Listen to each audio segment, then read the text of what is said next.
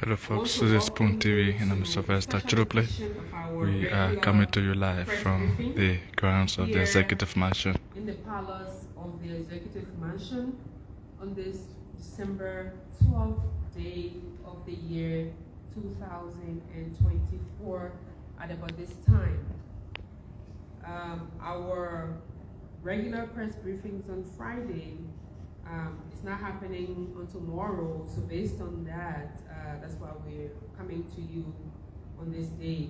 We're also working to see how we can work on the schedule, to see what we can do to adjust the scheduling of our regular press briefings here at the Executive Mansion. We'd like to also welcome those of you who are following this live broadcast via radio, in the counties, via other platforms, online, on the different social media platforms, and to all of the different institutions who are carrying this live.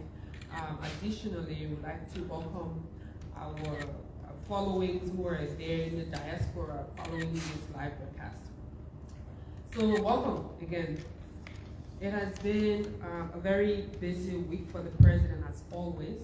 Our president is always busy working for the Liberian people.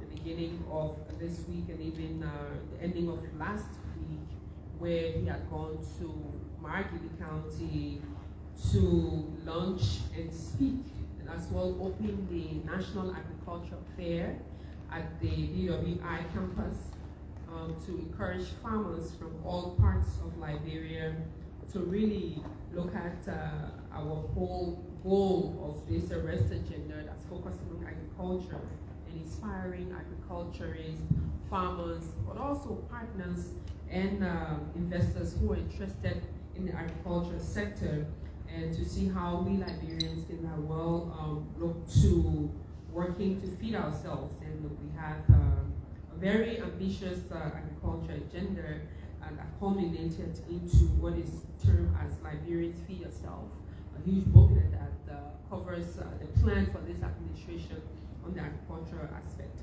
So the fair was a way of really jumping start to see where making sure that farmers are meeting with partners as well as people interested in the sector. So that event was well attended in Pakata at the BWI campus, and it was really inspiring. It was a 3-day event. The president went to the opening, and there were lots of other produce that were procured, and the ones that were not bought there, and then the government took them to be able to serve other populations. Additionally, the president launched or relaunched, I would say, the Ministry of State Scholarship Drive for local students. As you know, the Ministry of State in time past used to have what it called the MOS Scholarship for young people who are at the college level.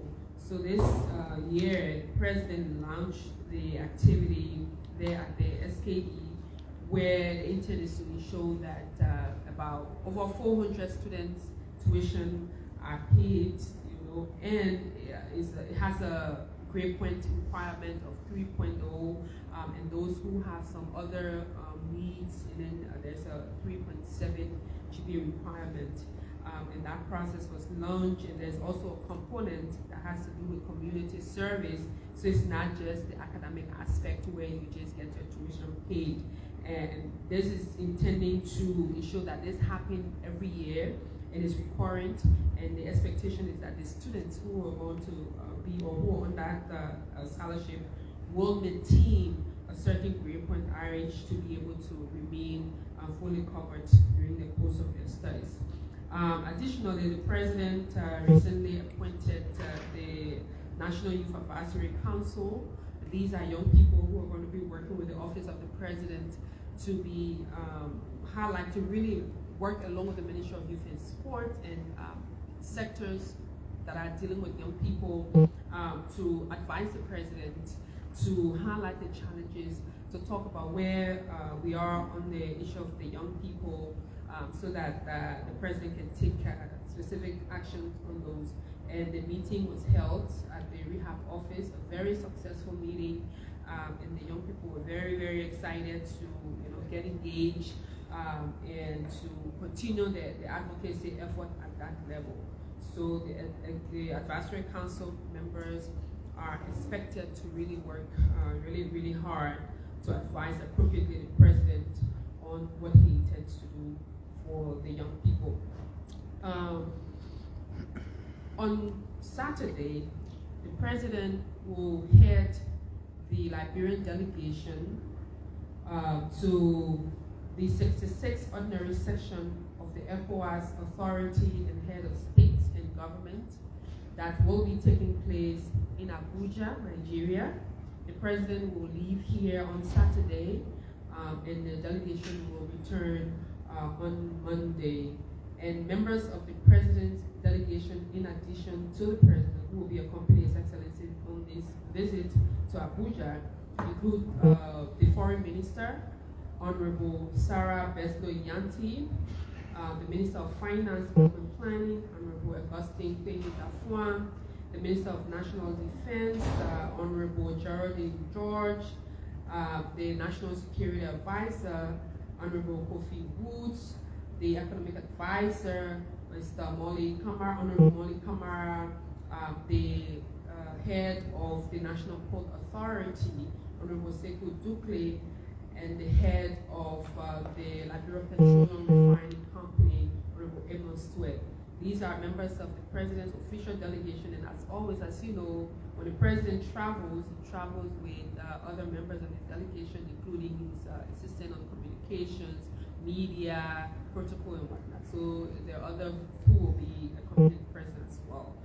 So we thought to come and address you all very briefly today to let you know what's going to be happening and that the President is going to be away. While the President is away, the Minister for State, Honorable Sylvester Brisby, will chair the cabinet in the President's stead in consultation with the President as well as the Vice President. Thank you all so much, and I will take questions on lingering issues as you have, and we'll ask Vani to coordinate the exchanges, your name, the institution you are representing, and your question. Thank you very much, and good afternoon. All right, good afternoon. I'm Sylvester Chidople and work for the Spoon Network. I want the clarity for the speculation on social media that a few days ago, the president placed a call to the Imbato speaker, Honorable J. Franti Kofa, and asking to resign for the sake of peace.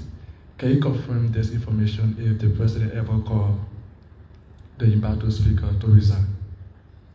Next, okay. Your name and institution, please. Yes, I'm Julius Compton from Fortune Television. We are almost a year since President Ambassador Joseph Imambuaka took office. I would like to know, in terms of a summary and tangible impact of this administration to the public. Thank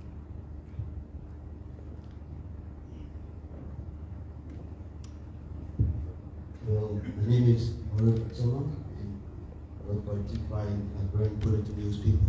I love your concern. We're getting the festive season very close. Many Liberians will be celebrating this unique end of the day that we all observe in our country. And we observe the increase of the year rate. Is the president, the increase of the year rate, is the president concerned? Because I deal with the economic issue as well. Next, you. Thank you, Madam Press Secretary. My name is Moses Akolo, and I report for the University of Liberia, the Looks FM. The university has been without a proper president, and the president gave a mandate to the acting president for 3 months. As it stands, the school is closed. When do we expect the president to name a proper president at the University of Liberia? That's one. Two, yesterday the president and his officials, the cabinet signed a code of conduct for public officials. That's the 2014 code of conduct, I guess. And on the 28th of November, there was an ultimatum given by the president that a 10-day ultimatum given by the president that his appointed officials that are concerned with the code of conduct should declare their asset or risk suspension. Yesterday we saw some of those who, in the previous report by the LCC, have not declared their asset. They were here yesterday. What happened? And three,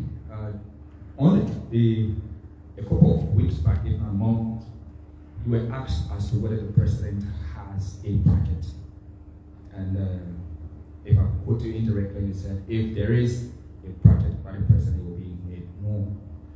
But I was surprised that the draft national budget, the fiscal envelope, they say, only the fiscal outturn from the executive shows that there was a little over $130,000 that was expended. That's what the fiscal outturn says. So could you clearly state what that money was used for? And if there is a project that it was used for, where is that project? Thank you. Press Secretary. Okay, you got a question. Thank you, Madam Press Secretary. My name is Joseph Daniels. I report for OKFM. Let me begin with the recent program which was held on Wednesday, the signing of the performance contract. Would like to know whether that will be made public so that we can know what the officials are signing on to, what commitments they are making, so that we'll be also able to hold them to account based on what they have promised. So please let us know if that will actually happen. If it will be made public. And usually in December, it is customary that Christmas trees light up at the executive mansion. Is any plan on the way for that? Thank you. There is a question. President Joe. All right, thank you very much.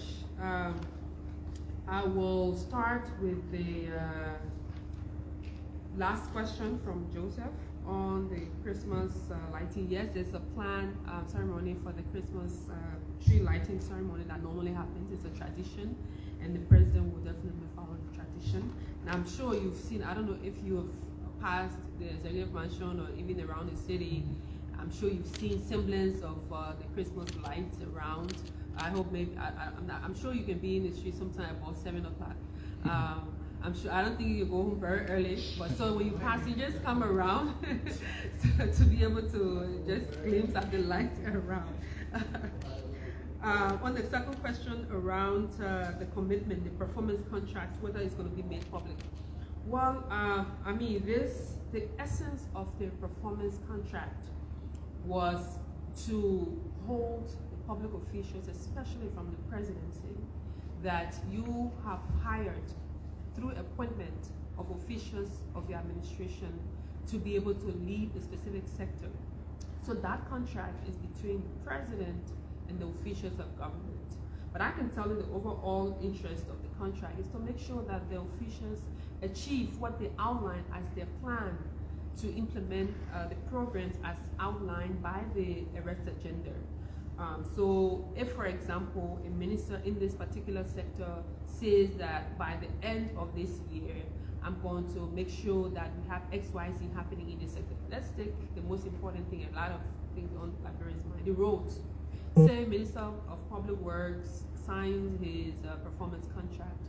Within that, part of his annual work plan and also a component of the arrest agenda says, I will be able to work very hard with my team that will be able to fix the road, say this year, from Broad Street, say to Douala or St. Paul Bridge or Broadville.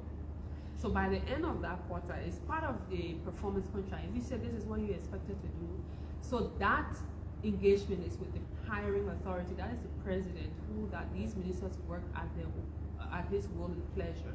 So that's going to happen. But I mean, for context sake, we'll definitely be able to let you know what are some of the things that are within the contract, but it's not something that I can say is going to be made public immediately. I mean, if the president decides later on that he wants it to be made public, of course we're going to let you know. But as yet, as of now, the plan is to work with the cabinet secretariat and the ministries and agencies and the head of those institutions to ensure that this performance-based contract is really worked on. On the issue of the University of Liberia being closed and then the mandate I was giving. So the mandate was an expansive mandate. It wasn't just a selection. I can tell you the president and his team, they're very close to pinning down on the announcement of who becomes the president of the University of Liberia, and you'll be hearing that very soon. And of course, the president is very concerned about the closure of school, you know, and as an educator himself, that he really sees it very important that students get back to school and, you know, do what they have to do. So he's concerned, and he's doing everything possible to make sure that the leadership is announced in as soon as possible time. And once that announcement is made, you all will be informed in due time. I mean, your question to the summary of the achievement and impact of the president in the first year. Thank you for letting the public know that this is something that we're working on. I will let you know that our team, our office, working really hard to document, along with the different ministries and agencies, where we are, what we've achieved, and what are some of the challenges. If I stay here to do a summary, you wouldn't leave from here right now, because imagine every sector there has been some achievement. So let's do this. Once we conclude, our team conclude on what we're working on, we will definitely be rolling this out through you all as members of the Executive Management Press School, and sharing it even with the state broadcaster and other platforms, so that Liberians know what the achievements are. You know, every first year, every administration definitely has challenges, and we're not going to shy away from, owning up to the challenges and things that we can make better, and also letting the Liberians know what the plans are in the coming years. So yes, that's something that we're working on, and you all will definitely be informed in due time. In terms of the increase rate, whether the president is concerned, Fatoma, you know where we came from. You know that before now, the rate has been constant. It was around 190, and I mean, we've worked really hard. The president, his economic team, as well as the team from the Ministry of Finance, the Central Bank, and all the economic people involved have worked to ensure that it still lasts, but also reduce further. You know, the rate have gone down, and it's still down. So yes, with the fluctuation, people who are economists, they will tell you that the rate fluctuation, they're all part of, the regular economic activities. But the Ministry of Finance team, the Central Bank, and our economic team working really hard to make sure that it's not just about the rate going down, but the reflection on the everyday commodities that Liberian people really care about. So say our transportation. Right now, I'm sure you know that the Ministry of Transport have also released a fare to commensurate with the reduction or the downturn or the going down of the rate. Also, the issue of the regular commodity. It's Christmas season, so this is one of the active economic time in our country, where people want resources to take care of their children, their family, buy the late Christmas clothes and food or whatnot. So yes, I can assure you that the economic team really working hard to ensure that there's stability in not just the rate, but also the commodities, goods and services, Ministry of Commerce, Finance, Central Bank, and all those involved in the sector. On the question of speculation on social media, Sylvester, one thing I've always encouraged you, you're one of the good journalists. Let me appreciate all of the work all of you are doing, from Joseph to Moses to Julius to all of you here, including you, Sylvester. Keep on doing, the hard work. And as a journalist, I will encourage you. instead of you relying on social media speculation, to really come say that this is what's happening, or you've heard, or you've read, you know. But I would say that the social media speculation is not true. The president have consulted many persons. And you know, when this entire saga started, and right in this very hall, I did inform all of you that the president was consulting his legal team when it came to the submission of the budget and other activities in relation to the national legislature. And that consultation has been really extensive. And at some point in time, you all remember or recall that some Liberians were like, oh, the president not doing nothing, oh, the legislature in disarray, the lower house, let me say the lower house. The lower house, you know, the speaker, they're branching, why the president, the executive can do this. And then when the president asked his legal team for advice and asked, really, because the executive law, chapter 22.2c clearly gives the president the authorization to request the justice minister, which is the role of the justice minister, to advise the president on legal activities. Duly, he went ahead and did that, and did an opinion on the situation to appropriately advise the president on what the president needs to do, because the country needs to move forward. And specifically so, he did the opinion, and the president looked at the opinion and thought that there was a good thing, and then that's how the country has to move on. And to come and say there's a speculation on social media that the president called the speaker to resign, I mean, I wouldn't want to dwell on that, but I can tell you that what has happened over the last few weeks is that the president, the vice president, members of the national legislature, in fact, this has also not just been just from the executive and the lower house, but also the Senate. The Senate has also been very involved, because this is about the country, this is about moving forward, and this is about the interests of the Liberian people. And when the justice minister did advise the president through the opinion, and the opinion is what has happened, and the budget process is ongoing, and I hope us to be like that and have to speculate or to go by what is being speculated on the social media. I think there was a question. Questions on project. Code of conduct. Yes, so the code of conduct. So yesterday, you're right. Yesterday, and Joseph also mentioned that there were two key activities that happened. Two signings. One, the signing of the code of conduct, which is required by law. Two, the signing of the performance contract. And this is something that's happening for the first time in our country, where the president is requiring his ministers to sign a performance contract so that he can hold them accountable by what they agreed to, that part, what they expected to do. And yes, the code of conduct was signed, and yes, there was a directive, and the president will definitely take action. And once that action is taken, we will come to you all and inform you what that action is. On the question of a report, so you were quoting the budget performance report. Unfortunately, I've not had the time, or I've not had a copy of the budget performance report to be able to specifically speak to the question you are asking. But please, if you will, I would appreciate you sending me the line, and then I can, get more information for you. But I wouldn't be able to answer directly as to the line you're referencing, if it's in the budget or what it was used for. So if I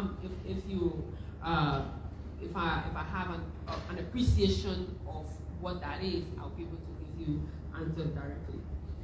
I think so far we've covered all of your first set of questions. We'll take yes. No question. Thank you again. Probably asked a question, but I don't know whether you answered that question. Did the president meet with the speaker, or did the president ask the speaker to resign for peace sake? I think that was the question, but I didn't get clarity from the answer you provided. So please go back to it and provide that clarity. And also, when President Boakai took over, he commissioned some audits. For example, the one with the Ministry of State for Presidential Affairs. Is there any update from the GAC? Because we're told that the audit was to last for like 3 months. Has the audit been completed now? Can you give us update on that? Thank you.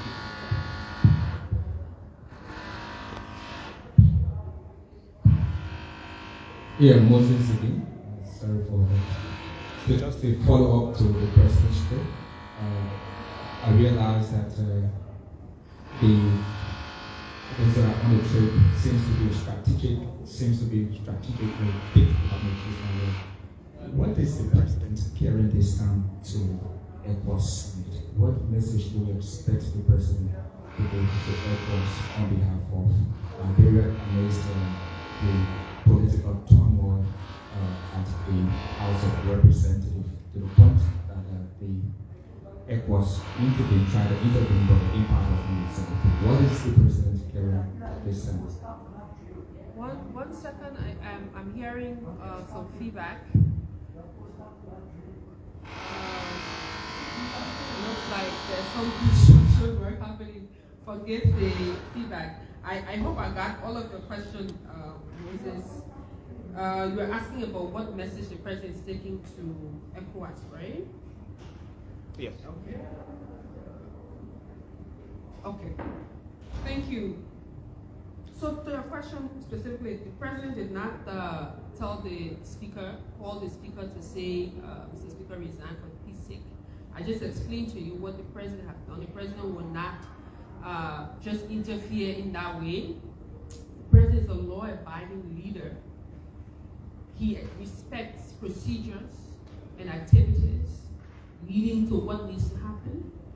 I just told you initially when I informed all of you here that the president was consulting, because from the executive, you know, the Constitution gives the authority to the 3 branches of government, despite the separation of power, but to also coordinate.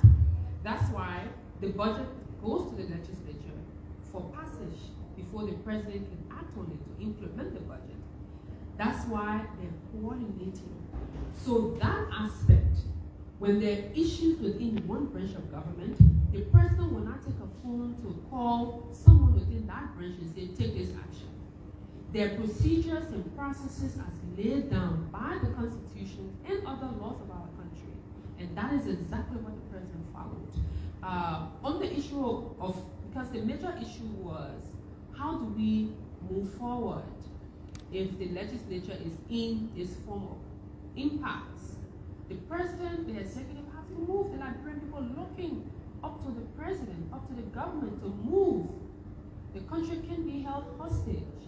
So the president asked his legal team for legal advice on how to proceed with such a challenge within our system.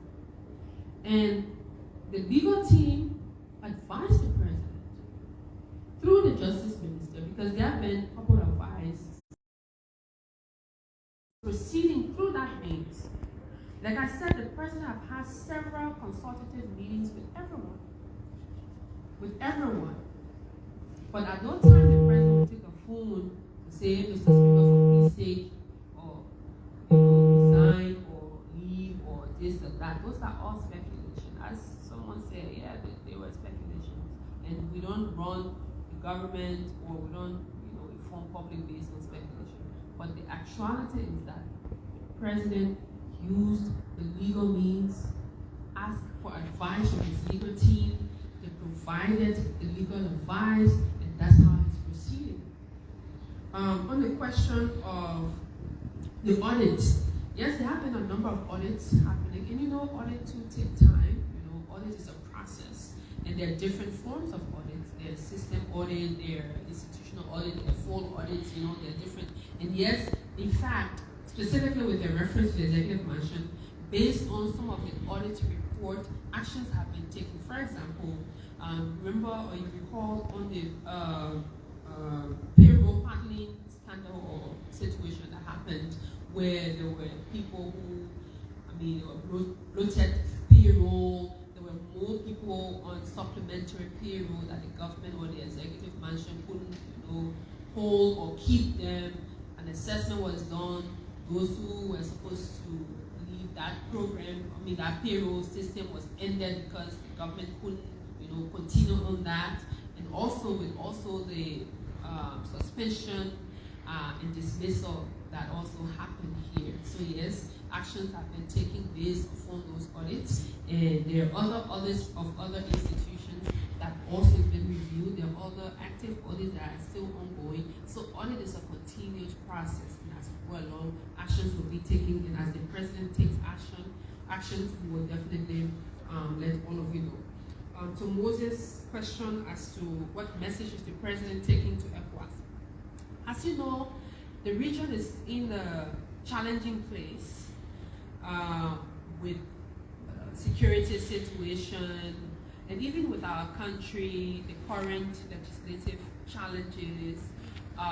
So the president, being an elderly statesman and someone who's well respected in ECOWAS, even beyond, even the African region, even beyond the US, Europe, and other places, as someone who has wisdom, who is well versed, who understands government, he is taking a message of consolidation and peace and working towards ensuring that we have a stable country, we have a stable region, and also have a stable community within the ECOWAS region.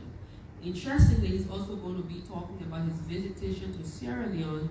Very recently he went to Sierra Leone, visited his counterpart, Madam Bio, and reconnecting with the community there. And these kinds of engagement is to also show that the region is safe, because in time past, president would normally want to fly in those places, but the fact that our president was able to drive from Monrovia all the way to Freetown, go Kenema, and then Freetown, it shows the stability of our region, our borders.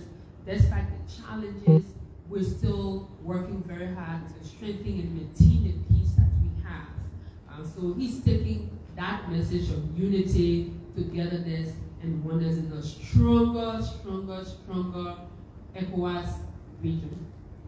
Thank you all so much, and we look forward to coming back after the Heads of State Summit, the 66th ordinary session there in Abuja, and we'll also give you updates while we're there, and also when we get back. Thank you, and have a wonderful afternoon. Good afternoon.